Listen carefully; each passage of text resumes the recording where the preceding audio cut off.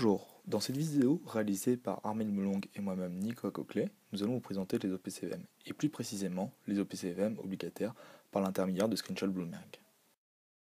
Tout d'abord, dans une première partie, nous allons présenter les différents types d'OPCVM, SICAV, FCP, ainsi que certaines caractéristiques des OPCVM comme la valeur liquidative. Par la suite, nous nous concentrerons sur les OPCVM obligataires, nous verrons leur intérêt ainsi que le risque qui leur est associé et leur sensibilité. Tout au long de la vidéo, nous illustrerons nos propos via des écrans Bloomberg. Un OPCVM, organisme de placement collectif en valeur mobilière, est une entité juridique qui recueille les capitaux auprès du public et les investit dans un portefeuille de valeurs mobilières. Un OPCVM peut être de capitalisation, c'est-à-dire que les plus-values sont réinvesties, ou de distribution, où les plus-values sont distribuées. À la date du 30 novembre 2012, les encours en OPCVM ont été de plus de 1 million d'euros. Un OPCVM peut être classé juridiquement comme une SICAV, qui donne au souscripteur le statut d'actionnaire. Il peut être également classé comme FCP, Fonds commun de placement, qui en revanche ne donne ni le droit ni le statut d'actionnaire au souscripteur. Passons maintenant à Bloomberg. Afin de trouver des OPCVM sur Bloomberg, on peut soit utiliser la fonction Search et ensuite taper OPCVM ou tout simplement taper dans le terminal le nom de l'OPCVM que l'on recherche. Passons maintenant aux différents types d'OPCVM. Selon l'AMF, il existe 6 familles d'OPCVM. Les OPCVM monétaires, les OPCVM obligataires, ce qui nous intéresse aujourd'hui, qui est composé d'obligations d'État et d'entreprise, ou tout simplement les deux. Et il y a également des OPCVM d'actions, indiciels, diversifiés, et à capital et fonds à formule. Dans la suite de la vidéo, nous nous concentrerons sur les OPCVM obligataires. Au sein même des OPCVM obligataires, il existe différents types d'OPCVM. Tout d'abord, il y a les OPCVM obligataires qui investissent dans les obligations d'État, a priori moins risqués que les autres OPCVM du fait de la faible propension des États à faire faillite, mais à rendement plus faible. Pour illustrer les OPCVM obligataires d'État, prenons l'exemple de la SICAV Aviva Security Europe, qui investit dans la dette des pays européens. Avec la fonction TES sous Bloomberg, on peut obtenir un résumé de la stratégie de l'OPCVM ainsi qu'un aperçu de sa performance. Il y a également les OPCVM obligataires investis en obligations corporate, plus risqués que les OPCVM obligataires d'État, mais avec une rémunération plus élevée. Il existe aussi des OPCVM mixtes, se composant d'obligations d'État et corporate. Prenons l'exemple du FCP CI France Garantie 2001, dont la stratégie est d'investir dans les obligations d'État et corporate. Enfin, il y a les OPCVM obligataires investis dans les obligations convertibles, ce qui donne la sécurité des placements obligataires et la possibilité d'être actionnaire. Prenons ici l'exemple du SCF Odo convertible, qui a pour stratégie d'investir dans toutes sortes d'obligations dans la zone euro.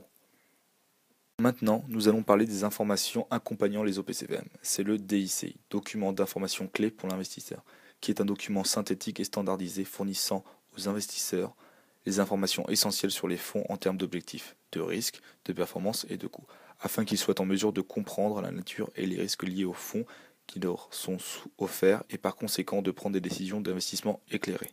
Une des rubriques du DICI concerne le profil de risque et de rendement du fonds, qui se représente sous forme d'échelle de 1 à 7. Plus le profil se situe à droite de l'échelle, et plus les rendements sont potentiellement élevés, mais accompagnés d'un risque plus élevé.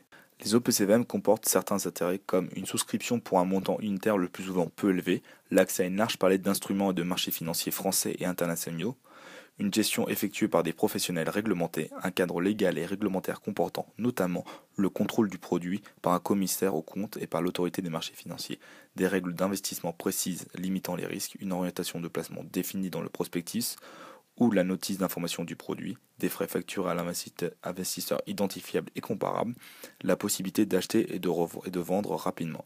Une des caractéristiques d'un OPCVM est sa valeur liquidative, qui correspond à la division de la valeur de l'actif net de l'OPCVM par son nombre de parts pour un FCP ou d'actions pour une SICAV.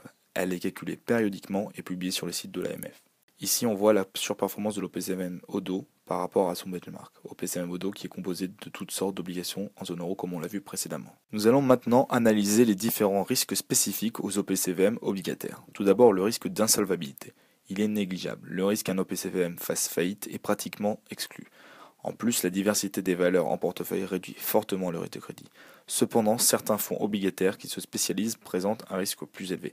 Il y a également le risque de liquidité qui est faible, car en général, la liquidité est assurée par la société de gestion. Il y a également le risque de change, qui dépend de la politique d'investissement, qui est inexistant pour les fonds qui investissent en obligations en euros et élevé pour les fonds qui sont exposés à des monnaies volatiles. Il y a également le risque de taux, égale au risque de taux d'une obligation ordinaire avec une échéance restant à courir égale à l'échéance moyenne du portefeuille de l'OPCVM. Ce risque existe durant toute la période du placement. Enfin, il y a le risque de volatilité du cours. Plus l'échéance qui reste à courir est lointaine et plus le coupon est bas, et donc plus ce risque est élevé. Il y a également le risque d'absence de revenus. Effectivement, il n'y a pas de rémunération avec les actions par de capitalisation. En effet, toute plus-value est réinvestie. Nous allons maintenant parler de la relation entre le marché des taux d'intérêt et les OPCVM. Lorsque les taux d'intérêt baissent, les obligations nouvellement émises offrent une rémunération moins attractive que les titres anciens. Ceux-ci sont alors davantage recherchés et leur prix augmente. Mécaniquement, le portefeuille de l'OPCVM, déjà investi en produits obligataires anciens, se valorise. Cette hausse se traduit dans la valeur liquidative. Pour confirmer cela, nous avons utilisé Bloomberg afin de comparer l'évolution du taux de la BCE et de l'OAT et l'évolution de la valeur de l'OPCVM Axiom, qui est un FCP composé d'obligations de pays européens. On remarque que dès lors que le taux de la BCE diminue, la valeur de l'OPCVM a une tendance haussière. On peut expliquer cela par le fait que lorsque le taux de la BCE diminue, la conséquence à court terme se répercute plus ou moins rapidement et le plus souvent, sauf exception, sur les taux à long terme et donc ceux du marché obligataire.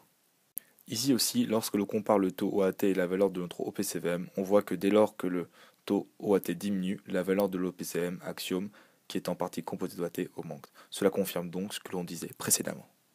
Voilà, c'est fini pour cette vidéo, et si vous avez des questions, n'hésitez pas à les poser en commentaire de cette vidéo.